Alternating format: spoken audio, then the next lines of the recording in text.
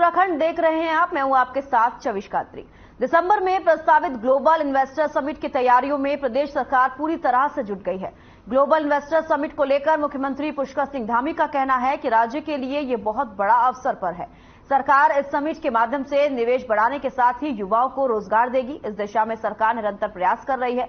बता दें कि राज्य सरकार ने ग्लोबल इन्वेस्टर समिट से 2.5 लाख करोड़ के निवेश का लक्ष्य रखा है। इस लक्ष्य को हासिल करने की दिशा में सरकार तेज रफ्तार से कार्य कर रही है।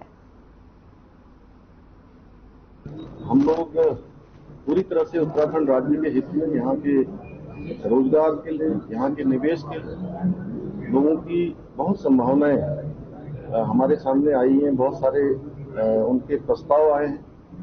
उन सभी के अनुरूप हम काम कर रहे हैं और हमें उम्मीद है कि ये हमारा ग्लोबल इन्वेस्टर समिट ऐतिहासिक होगा और एक बड़ा निवेश आएगा और बड़े निवेश के साथ उत्तराखंड के नौजवानों को, युवाओं को उत्तराखंड के अंदर रोजगार के लिए भी एक बड़ा अवसर इससे प्राप्त होगा। बागेश्वर विधानसभा की नवनिर्वाचित विधायक पार्वती दास को विधानसभा अध्यक्ष रितु खंडूरी ने विधायक पद की शपथ दिलाई है। विधानसभा में शपथ ग्रहण समारोह कार्यक्रम का आयोजन किया गया, जिसमें सीएम पुष्कर सिंह धामी समेत विधायक भी मौजूद रहे। आपको बता दें कि 8 सितंबर को बागेश्वर उपचुनाव के नतीजे घोषित हुए थे, जिसमें बीजेपी प्रत्याशी के तौर पर पार्वती दास ने विजय हासिल की थी और विधानसभा अध्यक्ष रितु खंडूरी का कहना है कि ये एक संवैधानिक प्रक्रिया है और आज इस मौके पर नवनिर्वाचित विधायक पार्वती दास को शपथ दिलाई गई है। विधायक की शपथ लेने पर मुख्यमंत्री पुष्कर सिंह धामी ने विधायक पार्वती दास को बधाई और शुभकामनाएं दी।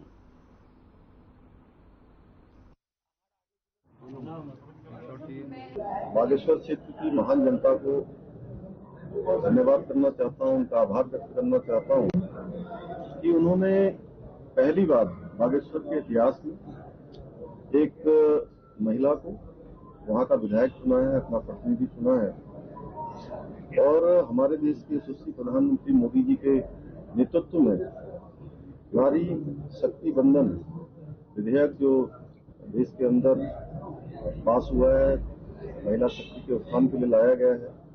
निश्चित रूप से उस विधेयक से पूरे देश के अंदर मातृशक्ति को हर क्षेत्र में आने का अवसर मिलेगा, प्रतिनिधित्व का अवसर मिलेगा। बिल्कुल, बहुत खुशी की बात है। हम लोग बहुत खुश हैं कि बागेश्वर से पार्वती दास जी जीत कर आई हैं। हम सब आप जानते हैं आदरणीय चंद्रनाम दास जी का बहुत ही सम्मान करते थे, बहुत ही भले व्यक्ति थे, विकास की बात करते थे। मैं बागेश्वर भी गई, वहां भी मैंने देखा कि उनका जो लोगों के साथ जिस तरह से समन्वय था, जिस तरह से वो उनकी कार्यशैली थी, वो जबरदस्त थी। मैं आदरणीय पार्वती दास जी को भी शुभकामनाएं और बधाई देती हूँ और आशा करती हूँ कि जिस तरह से चंद्रनाम दास जी ने बागेश्वर की सेवा की है, वैसे ही वो भी करती थी।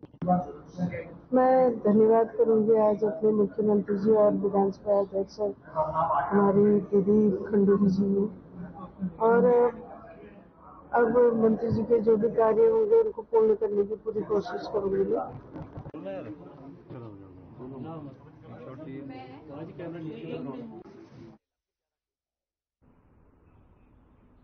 मानसून की लगभग समाप्ति के बाद एक बार फिर से चारधाम यात्रा जोरों पर है, जिसके चलते रुद्रप्रयाग के प्रभारी और कैबिनेट मंत्री सौरभ बहुगुणा ने कहा है कि वे प्रधानमंत्री नरेंद्र मोदी का आभार व्यक्त करते हैं, जिन्होंने केदारनाथ जाकर लोगों को ये संदेश देने की कोशिश की थी कि केदारनाथ की यात्रा बहुत ही सफल यात्रा है। इसके साथ ही उन्होंने मुख्यमंत्री पुष्कर सिंह धामी का भी आभार जताया कि चारधाम यात्रा की तैयारी बहुत ही अच्छी तरीके से की गई है। उन्होंने कहा कि बरसात से पहले लगभग 11,000 लोग आ रहे थे, लेकिन अब 25,000 लोग प्रतिदिन आ रहे हैं, जिससे लोगों का रोजगार बढ़ेगा। उन्होंने कहा कि घोड़ा खच्चर से लेकर सभी छोटे व्यापारियों का यात्रा से काफी फायदा हुआ है, इसलिए वे सभी उत्तराखंड और चारधाम आने वाले यात्रियों का स्वागत करते हैं। देखिए, सबसे पहले तो मैं माननीय प्रधानमंत्री मोदी जी का बहुत बहुत धन्यवाद करूंगा कि जिस तरीके से केदारनाथ जी की यात्रा पे उन्होंने आकर और लोगों को प्रोत्साहित किया कि आप आइए, उत्तराखंड सेफ जगह है, केदारनाथ यात्रा करने में आपका कोई आपकी हानि नहीं होगी। उत्तराखंड प्रदेश ने जो है बहुत अच्छी व्यवस्थाएं खड़ी करी है, उससे लोगों में कॉन्फिडेंस जगा है कि केदारनाथ यात्रा लोगों को करनी चाहिए। माननीय पुष्कर सिंह धामी जी का धन्यवाद करूंगा कि जिस तरीके से तैयारियां करी गई हैं केदारनाथ यात्रा को लेकर। आपने सही बोला, मैं वहां का प्रभारी मंत्री भी हूं। बारिश से पहले पिछले साल अगर आप देखेंगे तो लगभग 11,000 एवरेज लोग रोज आते थे। इस बार 25,000 एवरेज लोग रोज आ रहे हैं वहां पर। रुक रहे छोटे से ब्रेक के लिए, जल्द हाजिर होंगे।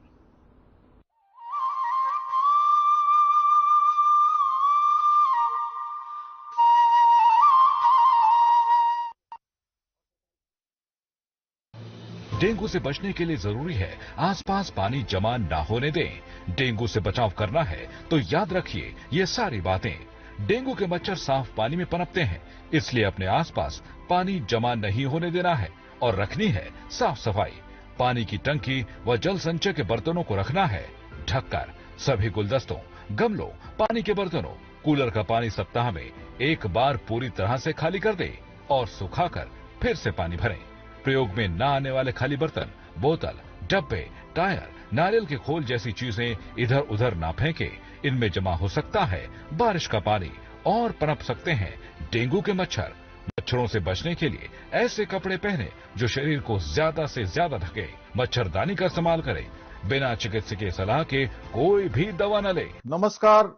डेंगू और मलेरिया की रोकथाम, नियंत्रण और बचाव के लिए हम सभी को अपने आसपास के वातावरण को स्वच्छ बनाए रखना है, क्योंकि बारिश के मौसम में संक्रामक बीमारियों के साथ साथ डेंगू और मलेरिया के लार्वा भी तेजी से पनपते हैं। मेरा आप सभी से आग्रह है कि अपने घर में और घरों के आसपास साफ सफाई रखें, जल भराव न होने दें, ताकि डेंगू और मलेरिया की रोकथाम व नियंत्रण के लिए इस बीमारी की मूल वजह पर चोट की जा सके। हम सभी प्रत्येक रविवार को यह सुनिश्चित करें कि डेंगू के मच्छर आपके घरों या आसपास पनप तो नहीं रहे। छतों पर, कूलरों पर और गमलों की ट्रे पर पानी एकत्रित न होने दें। उस स्थान को साफ सुथरा रखें। हम सभी डेंगू और मलेरिया से बचाव के लिए जागरूकता फैलाएं और एक संकल्प लें कि आसपास के वातावरण को स्वच्छ बनाए रखेंगे और एक दूसरे को सहयोग करते रहेंगे। हर रविवार रहें तैयार, स्वच्छता अपनाकर करें डेंगू और मलेरिया पर वार। धन्यवाद। जागरूकता के साथ बरतनी है सावधानी। उत्तराखंड को वर्ष 2025 तक देश का अग्रणी राज्य बनाने का लक्ष्य लेकर औद्योगिक विकास की अपार संभावनाओं को हकीकत बनाते हुए राज्य सरकार ने बेहतर नीतियों और प्रयासों से उद्योगपतियों को उत्तराखंड की ओर आकर्षित किया है। तभी तो आज देश विदेश से बड़ी संख्या में उद्योग समूह निवेश के लिए आगे आ रही हैं। उद्योग, एमएसएमई, पर्यटन, हाइड्रो, सौर ऊर्जा नीति को संशोधित कर सरकार ने निवेश के सरल और सुविधाजनक दरवाजे खोले हैं। निवेश के बेहतर रास्ते निकाल रही प्रदेश सरकार। नीतियों का हो रहा सरलीकरण और क्रियान्वयन। सड़क, रेल एवं हाई कनेक्टिविटी का तेजी से विस्तार। ग्लोबल इन्वेस्टर्स समिट में जुटेंगे दिग्गज उद्योग समूह। आजादी के अमृत काल में उत्तराखंड भी आगे बढ़कर अपना योगदान दे रहा है, जिसमें उद्योग जगत को साथ लेकर प्रदेश में सिंगल विंडो सिस्टम को प्रभावी बनाते हुए उद्योग की राह सुगम बना रही सरकार, जिससे खुल रहे प्रदेश में उन्नति के नए द्वार।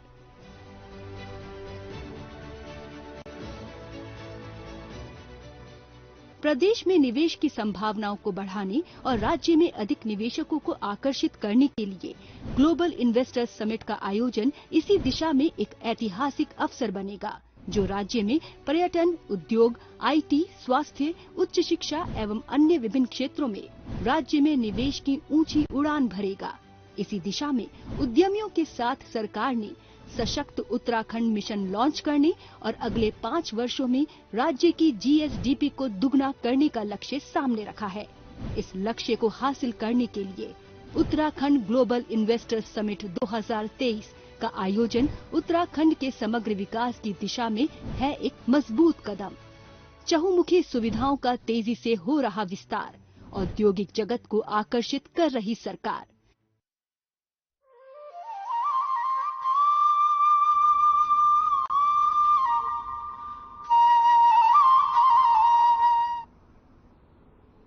ब्रेक के बाद स्वागत है आप सभी का। खबर में आगे बढ़ेंगे। देहरादून में पूर्व सीएम हरीश रावत, कांग्रेस नेताओं और कार्यकर्ताओं ने सीएम आवास का घेराव करने के लिए कूच किया, जिन्हें पुलिस ने रोकने की कोशिश की तो कार्यकर्ताओं और पुलिस ने धक्का मुक्की भी की। बता दें कि पीड़ित किसानों और आपदा पीड़ितों को मुआवजा देने की मांग समेत किसानों का बिजली, पानी का बिल माफ किए जाने की मांग को लेकर कांग्रेस ने हल्ला बोला। पुलिस ने बैरिकेडिंग लगाकर जब उन्हें रोकने की कोशिश की तो हरीश रावत और गणेश गोदियार बैरिकेड पर चढ़ गए। हरीश रावत ने कहा कि अगर सरकार ने बात नहीं मानी तो कांग्रेस बड़ा आंदोलन करेगी।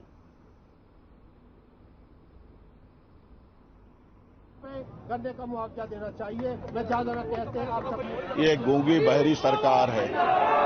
किसानों के साथ जिस तरह से जुल्म हुए हैं, जातियां हुई हैं, पिछले सालों में जिस तरह से किसानों के साथ अन्याय हुआ है। किसान बहुत आक्रोश में है। किसानों की तरीके से ही किसानों के सब हमदर्द भी आक्रोश में हैं। कांग्रेस के, किसान कांग्रेस के और किसान संगठनों के आह्वान पर आज हजारों किसान सड़े गन्ने के साथ देहरादून आए हैं। हमारा किसी पार्टी से कोई द्वेष नहीं है, लेकिन जो किसानों के हक की बात नहीं करेगा वो हमारा कुछ नहीं लगता। हमने इस वर्तमान सरकार को वोट की चोट देकर, चोट किसको दी? कांग्रेस, भाजपा को सत्ता में लाए, किस लिए कि किसान, मजदूर, दलित और शोषित का भला करेगा, लेकिन उन्होंने कोई भला नहीं किया।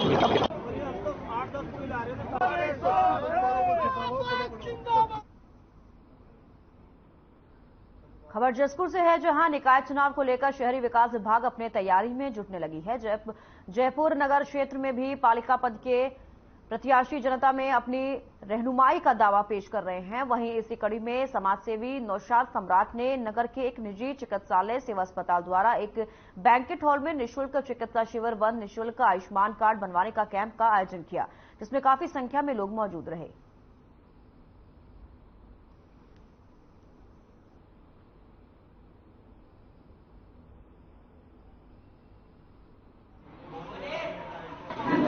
बढ़ती महंगाई को देखते हुए जनता बहुत परेशान थी। उन्होंने पता करा, बहुत परेशान जनता थी, इसलिए मैंने आयुष्मान ये अपना सेवा हॉस्पिटल द्वारा इनसे पता करा कि भाई एक हमारा कैंप लगा दो। तो इन्होंने हमारी बहुत हेल्प करी, दवाई 2 दिन की फ्री दी इसमें और जनता को बहुत हेल्प करी। ये तो सारी सुविधाएँ हैं। इसके अंदर एक बात क्या है कि तो इसमें आयुष्मान का इन्होंने इंतजाम करवाया और मेडिसिन का भी सेवा हॉस्पिटल का भी अच्छा वो है और बहुत बढ़िया इंतजाम करवाया।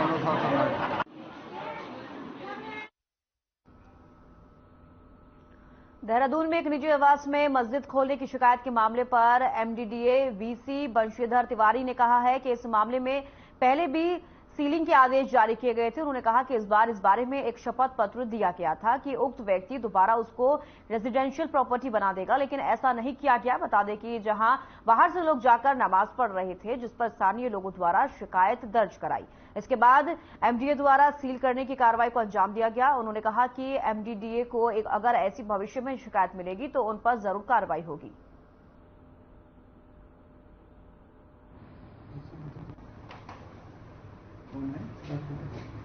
देखिए, इसमें पहले भी सीलिंग के आदेश जारी किए गए थे, फिर एक शपथ पत्र दिया गया था इसमें कि हम लोग इसको तोड़ करके और आवासीय जो भवन है उसके स्वरूप में बदल देंगे। और इसमें भी शिकायत आ रही थी कि बाहर से भी लोग यहाँ आते हैं जो नमाज आदि पढ़ते हैं, तो जो वहाँ के लोग वहाँ आवासीय परिसर में रहते हैं उनको परेशानी उनको शिकायत कर रहे थे। तो उस सर्टिफिकेट में हमने ये भी लिख के दिया था कि इसमें कोई बाहरी व्यक्ति नहीं आएगा और सार्वजनिक कोई कार्यक्रम हम आयोजित इसमें नहीं करेंगे।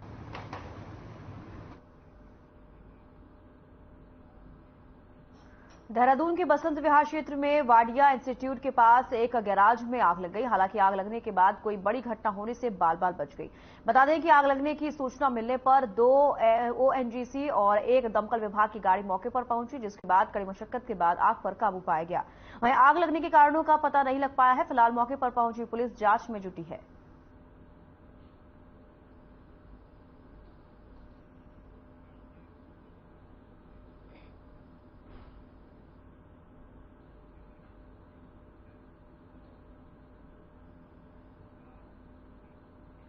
काशीपुर रेलवे स्टेशन पर एनडीआरएफ व पुलिस अधिकारी और रेलवे के अधिकारी की मौजूदगी में मॉक ड्रिल का आयोजन किया गया, जिसमें एक घटनाक्रम को दर्शाया गया है। आपको बता दें कि बीती रात लगभग 11 बजे 0541 समर स्पेशल का एक डब्बा रेलवे ट्रैक से पलट गया, जिसमें यात्रियों के फंसे होने और उनको सुरक्षित निकाले जाने पर उनको स्वास्थ्य चिकित्सा उपलब्ध कराने को लेकर की घटनाक्रम को दर्शाया। वहीं सूचना पर तत्काल रेलवे सहायता बल और एनडीआरएफ के जवान मौके पर पहुंच गए। घटनास्थल पर अफरा तफरी मच गई थी। मौके पर मौजूद रेलवे अधिकारी इस बारे में कुछ बताने से बचते नजर आए। उनका कहना था कि वे अपने वरिष्ठ अधिकारियों की प्रतीक्षा कर रहे हैं, अधिकृत जानकारी वहीं दे पाएंगे। वहीं एनडीआरएफ के सेकंड इन कमांड रवि बघानी ने बताया कि इंडियन रेलवे और एनडीआरएफ मिलकर हर साल कार्यक्रम का आयोजन करती है, जिससे कि इसकी स्टेट ऑफ प्रिपरेंस पता चल सके, जिससे कि भविष्य में घटने वाली घटनाओं को सुरक्षित तरीके से मदद की जा सके।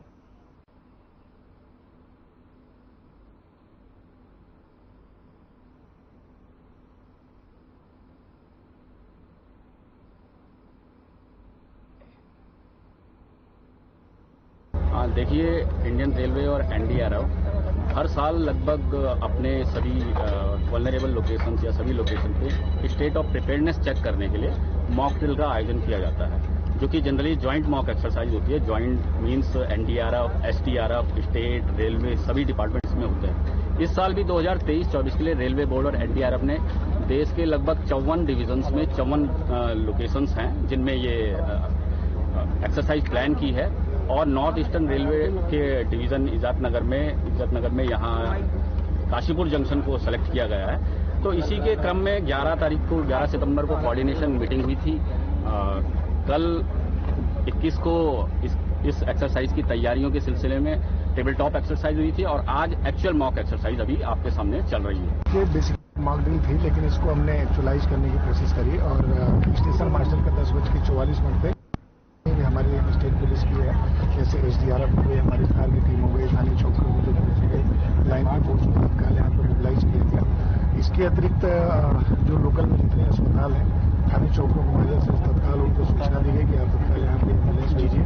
इस तरीके से विदिन 10 मिनट लगभग सभी लोग यहाँ पर मौके पर पहुंच गए थे।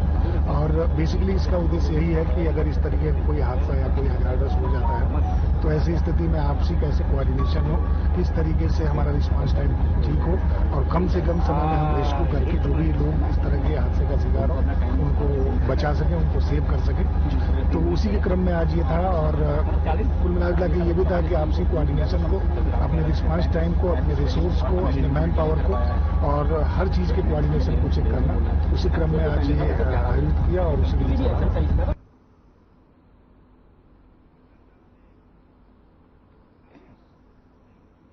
और रुक रही छोटे से ब्रेक के लिए जल्द हाजिर होंगे।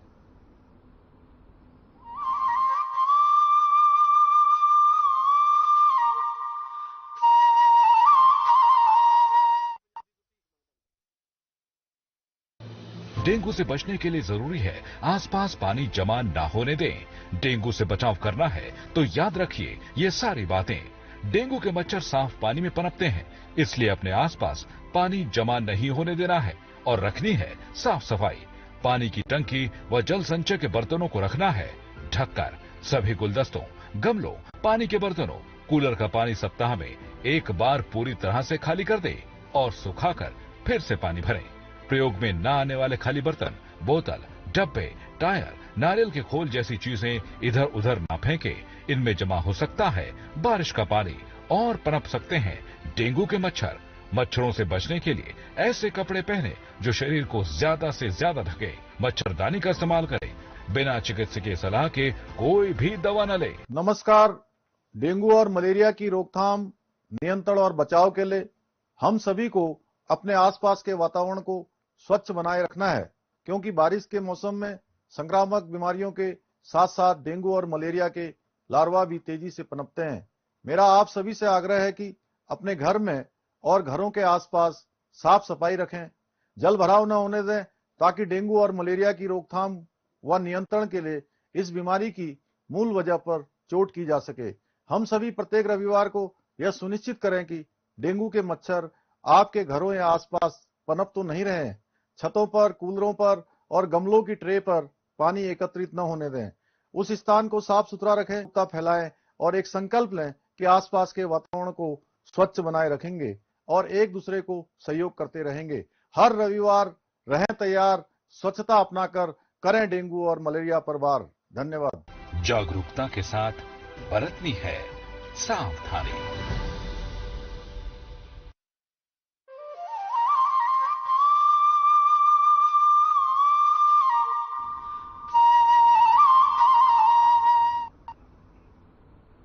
ब्रेक के बाद स्वागत है आप सभी का। खबरों में आगे बढ़ेंगे। शहर में जिलाधिकारी के निर्देशों के क्रम में अपर जिलाधिकारी फिंचाराम चौहान की अध्यक्षता में कैंप कार्यालय हल्द्वानी में बाल श्रम जिला टास्क फोर्स की बैठक आयोजित हुई।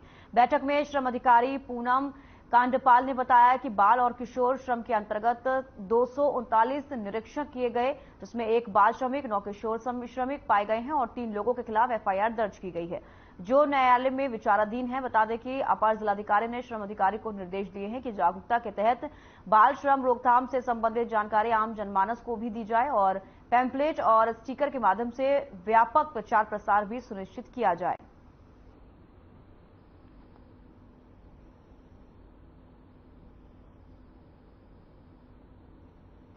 इसमें हर तीसरे महीने एक बैठक होती है, जिलाधिकारी महोदय की अध्यक्षता में बैठक होती है। जिलाधिकारी महोदय के निर्देश पर आज बैठक की गई। इसमें बाल श्रम अधिकारी थे और सीडब्ल्यूसी के मेंबर्स थे, जो एनजीओ थे वो लोग आए थे, शिक्षा विभाग से लोग आए थे। हमारे नैनीताल जनपद में भी बाल श्रम के पहले को केस पाए गए हैं। 3 एफआईआर भी पूर्व में हो चुके हैं, जो अभी न्यायालय में विचाराधीन है। उसी की समीक्षा के संबंध में और आगे के लिए क्या रणनीति अपनानी, उसको समीक्षा करने के लिए आज बैठक की गई है और हम इसको समय समय पर बैठक करते रहेंगे। अगर ऐसे भी कहीं भी सूचना मिलती है, चाहे आप लोगों के माध्यम से हो, समाज के माध्यम से हो, कि किसी क्षेत्र में, किसी संगठन में, किसी इंडस्ट्री में बाल श्रम किया जा रहा है या, तो हम उसमें एक्शन लेंगे और जो भी श्रम प्रवर्तन अधिकारी या श्रम प्रवर्तन एक्ट के तहत उसमें कार्रवाई की जाएगी।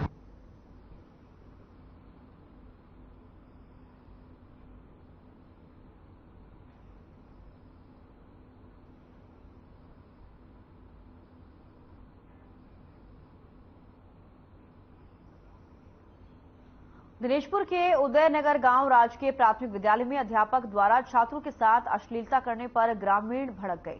ग्रामीण भारी मात्रा में स्कूल पहुंचे और जमकर हंगामा किया। मौके पर पहुंची पुलिस और खंड शिक्षा अधिकारी ने ग्रामीणों को शांत कराने का प्रयास किया। उधर प्रधानाचार्य रामप्रकाश गंगवार मौके से फरार हो गया और इस दौरान सब इंस्पेक्टर मनोज कुमार ने बताया कि तहरीर प्राप्त होने पर मामले की जांच कर दोषी के खिलाफ सख्त कार्रवाई की जाएगी।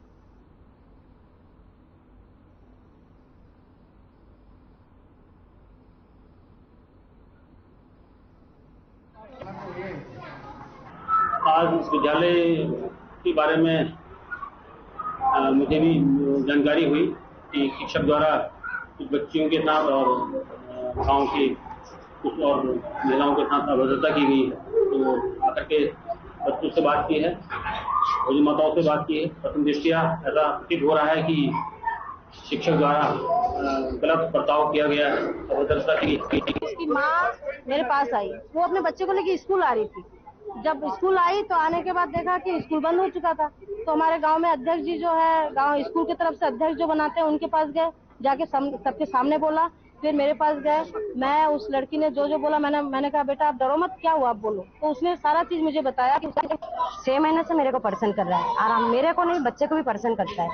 और जब मैं स्कूल में पानी पुनी देने जाता हूँ ऑफिस में, उस टाइम वो ऑफिस के बरामदा में नहीं बैठता है, अंदर जाता है। जाके वो बुलाएगा, फिर पानी लेके जाने के बाद गंदी नजर से हाथ लगाता है। मैंने एक दिन थप्पड़ भी मारा था उनको। फिर कह रहा है अरे भाभी जी क्यों, क्या हुआ तुम्हें, तुम्हारा हाथ कंट्रोल में रखो ना, तुम ऐसे करो कि तुम एक गुरु हो। कह रहे अरे गुरु हो तो गुरु, तुम तो भाभी जी हो हमारा, ऐसे बात कर रहे हैं। उदयनगर प्राइमरी स्कूल में वहाँ के टीचर द्वारा बच्चों के साथ छेड़खानी की जा रही है। तो इस घटना पर हम मौके में पहुँचे हैं। मौके में गाँव के लोग भी हैं, हमने बच्चे से भी बात की है और जो स्कूल में मौजूद टीचर है उनसे बात करी है। जिन पे आरोप लगाया जा रहा है वो भी मौके में मौजूद भी है। घटना की जाँच की जा रही है। जाँच के बाद जैसी सूरत होगी उस हिसाब से कार्रवाई की जाएगी। आप पहले आके पहले बताया कि आइए बैठ के बात करते हैं। खबर उत्तराखंड में फिलहाल इतना ही। दीजिए इजाजत, नमस्कार।